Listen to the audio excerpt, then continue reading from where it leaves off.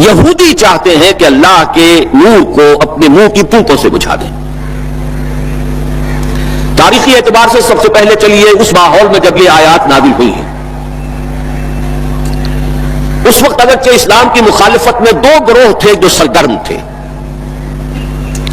ایک مشرکین عرب جن کے سر خیل تھے مشرکین مکہ. چنانچہ یہی بات ہے جو سورہ مائدہ میں فرمائی گئی لَتَجِدَنَّ أَشَدَّ النَّاسِ عَدَاوَةً لِلَّذِينَ آمَنُوا الْيَهُودَ وَالَّذِينَ أَشْرَكُوا. تم پاؤ گے کہ اہل ایمان سے دشمنی میں شدید ترین تمام انسانوں میں یہودی ہیں اور مشرک ہیں. مکے کے مشرک یا جزیرہ نما عرب کے مشرک اس وقت جن کے سر خیل تھے، جن کے لیے قرآن مجید میں سورہ توبہ میں ائمہ کا لفظ آیا ہے فقاتلوا ائمۃ الکفر. ایک طرف وہ تھے جو شدید مخالف اور دوسری طرف یہودی، لیکن ان دونوں کی مخالفت کے انداز میں فرق تھا. یہ نوٹ کرنا چاہتا ہوں میں آج، اچھی طرح سمجھ لیجیے. پہلا فرق یہ تھا کہ مشرکین عرب سامنے سے وار کرتے تھے جمع مردی کے ساتھ. ان کے مقابلے میں ان کی مخالفت میں کمینگی نہیں تھی. وہ اپنے باطل معبودوں کے لیے بھی گردن کٹا رہے تھے. ابو جہل نے کہا تھا میرا نیچے سے گردن کاٹنا تاکہ اونچی نظر آئے کہ سردار کی گردن ہے جب تم کسی چیز پر اس کو اوپر لٹکاؤ گے. 70 جانیں انہوں نے پیش کی ہے بدر میں اپنے دین باطل کے لیے اور اپنے معبودان باطل کے لیے. اس کے برعکس یہودیوں کی مخالفت تھی کمینگی والی مخالفت. ان میں مقابلے کی ہمت نہیں تھی، جرأت نہیں تھی. لا یقاتلونکم جمیعا، سورہ حشر میں فرمایا یہ یہودی کبھی تم سے مسلمانوں جمع ہو کر جمعیت کی شکل میں ڈٹ کر میدان میں آ کر مقابلہ نہیں کر سکیں گے. الا فی قری محصنۃ او من وراء جدر، بڑے مضبوط قلعہ بندیوں میں اپنے آپ کو محفوظ کر کے اور فصیلوں کے پیچھے سے، دیواروں کے پیچھے سے، عورتوں کی طریقے سے پتھراؤ کریں گے، اس کے سوا کچھ نہیں کر سکتے. تو پہلا فرق یہ تھا کہ مشرکین مکہ اور مشرکین عرب بالعموم مخالفت کر رہے تھے، لیکن ان کی مخالفت جمع مردوں والی مخالفت تھی، سامنے کے دشمن کی حیثیت سے کلم کھلا علی الاعلان. جبکہ یہودیوں کی مخالفت میں کمینگی تھی، سازشی انداز تھا. خود لڑنے کی بجائے دوسروں کو ابھار ابھار کر لاتے تھے.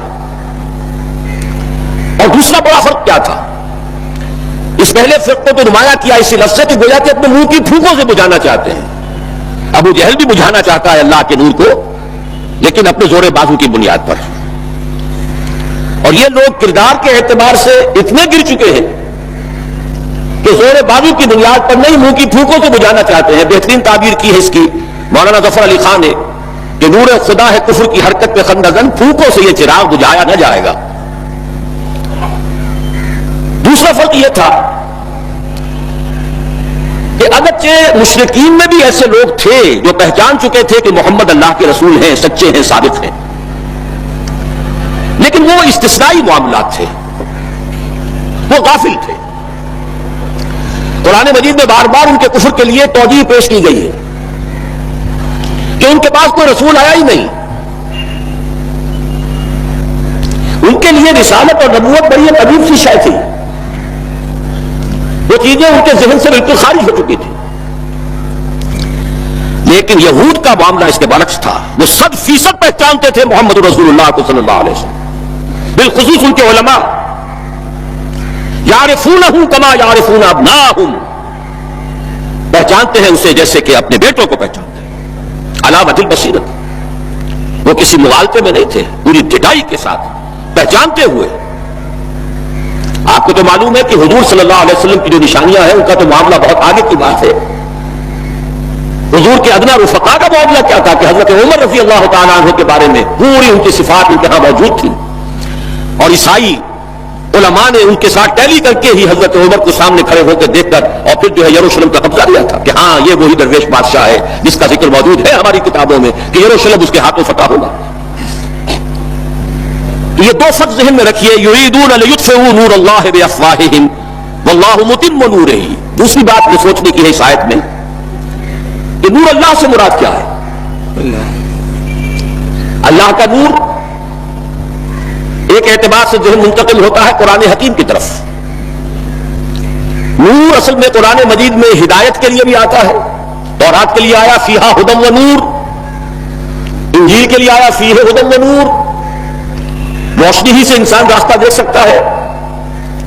अल हुदा कुरान हकीम, हिदायत कामिला, इसके लिए खास तौर पर लफ्ज आया है। सूरह तगाबुन में फरमाया फ़आमिनू बिल्लाहि व रसूलिही वन नूरिल लज़ी अंज़लना वल्लाहु बिमा तअमलून खबीर। एक मफ़हूम तो यह मुमकिन है कुरान मजीद के उस उसूल के तहत कि अल कुरान युफ़स्सिलु बाज़ुहु बाज़ा, वैसे यह कि इसका आम मफ़हूम इस्लाम, हिदायत, इस मानी में चाहे ले ले, लेकिन मेरा जहन ज्यादा जिस चीज को कबूल कर रहा है वो एक ऐसे शख्स की ताबीर है जो अगरचे कोई मारूफ आलिम दीन नहीं था। मैं न आरिफ, न मुजद्दिद, न मुहद्दिस, न फकीह। इकबाल अपने बारे में साफ कह रहा है, मैं न आरिफ, न मुजद्दिद, न मुहद्दिस, न फकीह। लेकिन वाकया यह है, और आपके इल्म में होगा, मेरा मौक़िफ़ यह है, इस दौर में कुरान मजीद का नूर बसीरत अल्लाह ताला ने बड़े वाफर पैमाने पर उन्हें अता किया था। उन्होंने ताबीर किया है इस नूर को नूर तौहीद से। चुनांचे ये इत्माम का लफ्ज़ उसके साथ वल्लाहु मुतिम्मु नूरिही, जवाब शिकवा के शेर में कि वक्त फुर्सत है कहां, काम अभी बाकी है, नूर तौहीद का इत्माम अभी बाकी है। वल्लाहु मुतिम्मु नूरिही व याबल्लाहु इल्ला युतिम्म नूरहू। ये भी नोट कर लीजिए, अरबी जबान में शदीद ताकीद करनी हो तो इसमें फाइल की शक्ल में लाया जाता है। वल्लाहु युतिम्मु नूरहू भी हो सकता था, नहीं, वल्लाहु मुतिम्मु नूरिही करके रहेगा। और फिर इसको मनफी उसलूब में भी बयान कर दिया ताकि कोई शक व शुबा न रहे। मुस्बत भी आ गया वल्लाहु मुतिम्मु नूरिही, और मनफी व याबल्लाहु इल्ला युतिम्म नूरहू, अल्लाह को हरगिज़ मंजूर नहीं है मगर यह कि वो अपने नूर का इत्माम फरमाए। वक्त फुर्सत है कहां, काम अभी बाकी है, नूर तौहीद का इत्माम अभी बाकी है। मैं चूंकि यहां इसी ताबीर को इख्तियार कर रहा हूं, इसके एतबार से एक सवाल पैदा होता है, क्या नूर तौहीद किसी भी एतबार से नामुकम्मल था, नाकिस था, जिसके इत्माम और तकमील की जरूरत थी?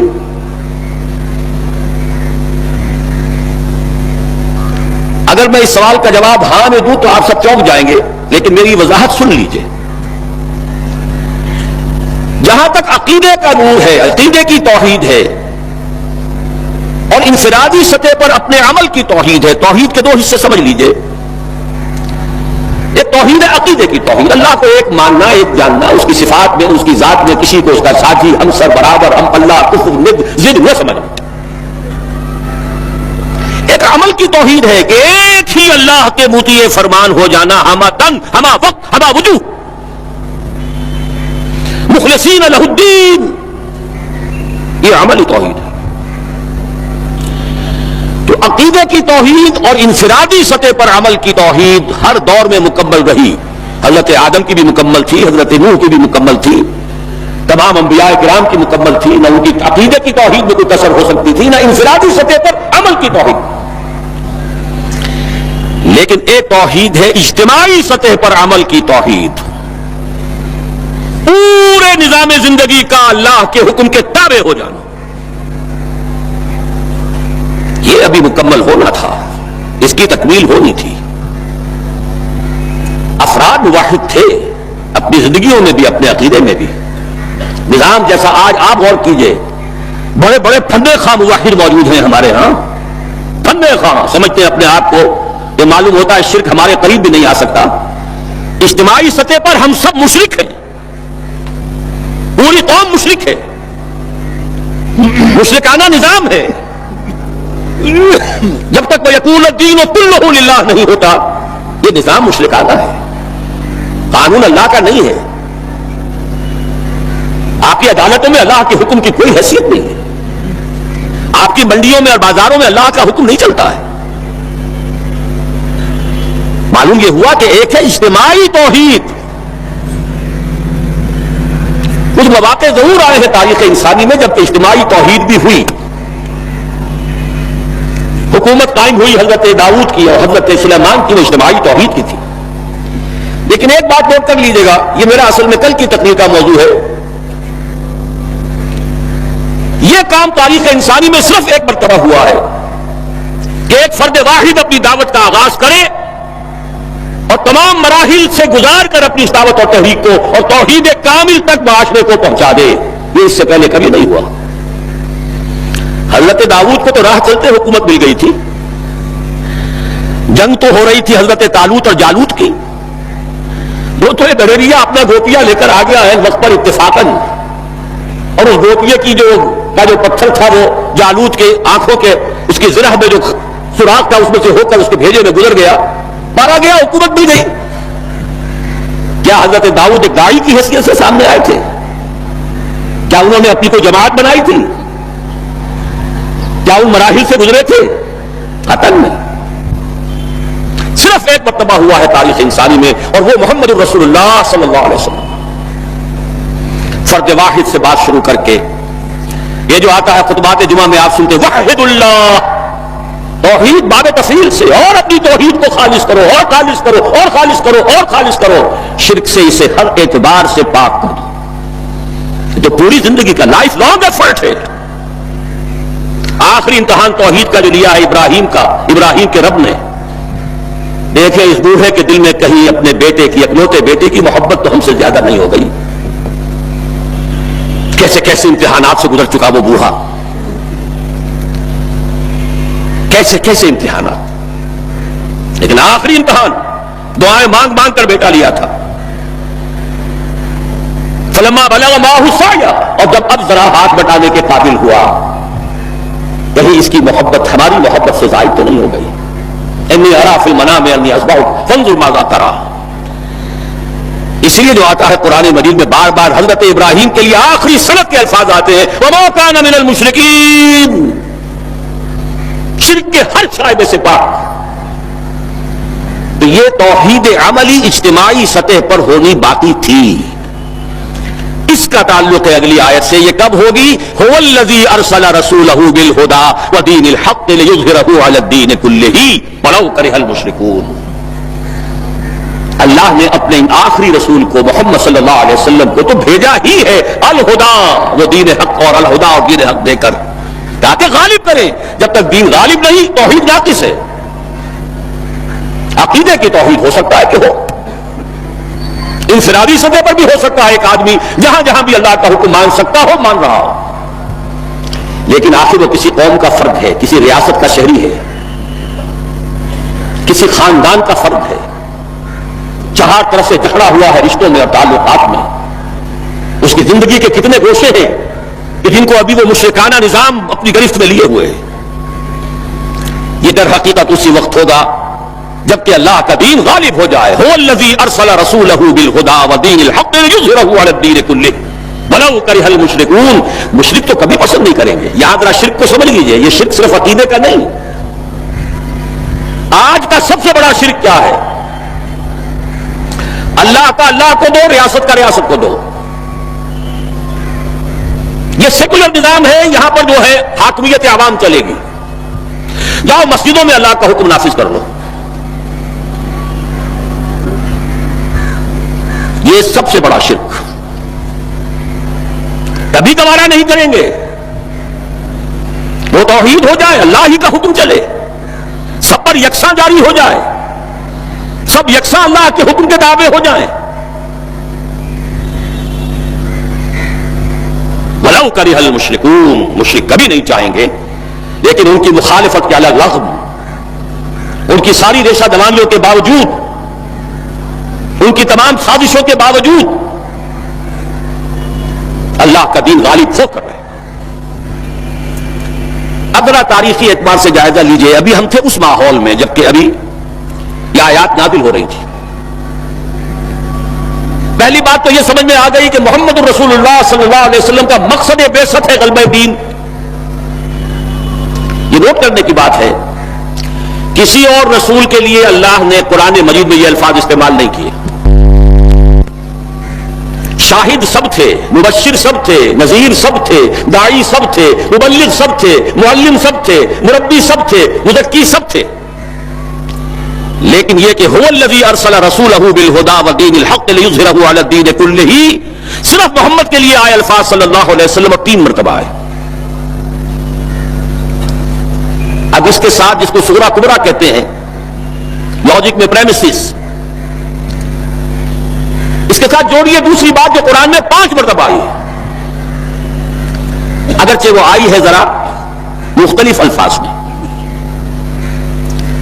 کہیں فرمایا وَمَا أَرْسَلْنَاكَ إِلَّا رَحْمَةً لِّلْعَالَمِينَ، ہم نے نہیں بھیجا ہے محمد صلی اللہ علیہ وسلم آپ کو مگر تمام جہان والوں کے لیے رحمت بنا کر. آپ کی بعثت جغرافیائی، نسلی، قومی، علاقائی حدود سے ماوراء، بالا تر. قرآن میں بقیہ سارے رسولوں کی بات آتی ہے تو کہتے ہیں یا قوم یا قوم یا قوم. نوح نے کہا یا قوم اعبدوا اللہ، ہود نے کہا یا قوم اعبدوا اللہ، صالح نے کہا یا قوم اعبدوا اللہ ما لکم من الہ غیرہ. اور قرآن کہتا ہے یا ایھا الناس، یا ایھا الناس اعبدوا ربکم الذی خلقکم والذین من قبلکم لعلکم تتقون. لیکن صریح ترین جو لفظ آیا ہے وَمَا أَرْسَلْنَاكَ إِلَّا كَافَّةً لِّلنَّاسِ بَشِيرًا وَنَذِيرًا، ہم نے نہیں بھیجا ہے محمد صلی اللہ علیہ وسلم آپ کو مگر پوری نوع انسانی کے لیے بشیر و نذیر بنا کر. اب ذرا اس کو جوڑیے، محمد کو بھیجا کاہے کے لیے؟ غلبہ دین کے لیے صلی اللہ علیہ وسلم. اور بھیجا کن کے لیے؟ تمام انسانوں کے لیے. کیا نتیجہ نکلتا ہے منطق سے؟ محمد الرسول اللہ صلی اللہ علیہ وسلم کا مقصد بعثت مکمل اسی وقت ہوگا جب پورے عالم انسانیت پر اللہ کا دین غالب آ جائے. ورنہ بات وہی ہے جو اقبال کا شعر سنا چکا ہوں، وقت فرصت ہے کہاں کام ابھی باقی ہے، نور توحید کا اتمام ابھی باقی ہے. لیکن یہ کہ اگر اللہ نے واقعی بھیجا محمد کو دین کے غلبے کے لیے صلی اللہ علیہ وسلم، اور اگر بھیجا ہے پوری نوع انسانی کے لیے، تو ناممکن ہے کہ یہ دنیا ختم ہو جائے اس سے پہلے کہ محمد رسول اللہ کا مقصد بعثت مکمل.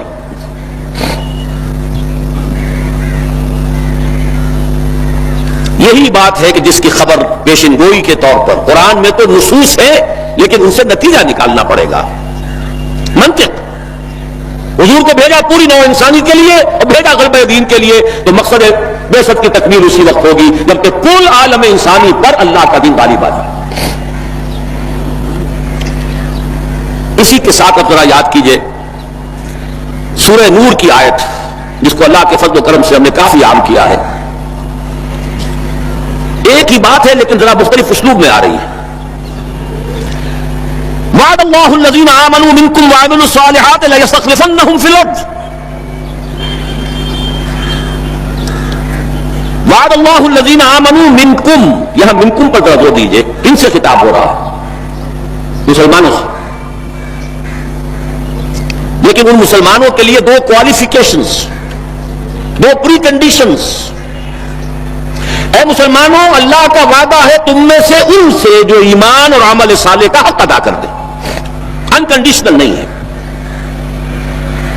وعد اللہ الذین آمنوا منکم وعملوا الصالحات، ایمان اور عمل صالح کا حق ادا کر دو تو اللہ کا وعدہ ہے. اور وعدہ کتنا مؤکد ہے، نون مشدد کے ساتھ تینوں دفعہ اور ایک ہی بات کو تین اسلوبوں میں. لَيَسْتَخْلِفَنَّهُمْ فِي الْأَرْضِ، من خلافت عطا فرمائے گا انہیں زمین میں. كَمَا اسْتَخْلَفَ الَّذِينَ مِن قَبْلِهِمْ، جیسے کہ خلافت عطا کی تھی ان کو جو ان سے پہلے تھے. جب مسلمانوں کو خلافت اور حکومت عطا ہو جائے گی اس کا منطقی نتیجہ ہوگا کہ دین غالب ہو جائے گا. لیکن اس کو بھی کھول کر بیان کر دیا وَلَا يُمَكِّنَنَّ لَهُمْ دِينَهُمُ الَّذِي ارْتَضَىٰ لَهُمْ، اور لازماً متمکن کر دے گا، غالب کر دے گا ان کے اس دین کو جو اللہ نے ان کے لیے پسند فرما لیا ہے.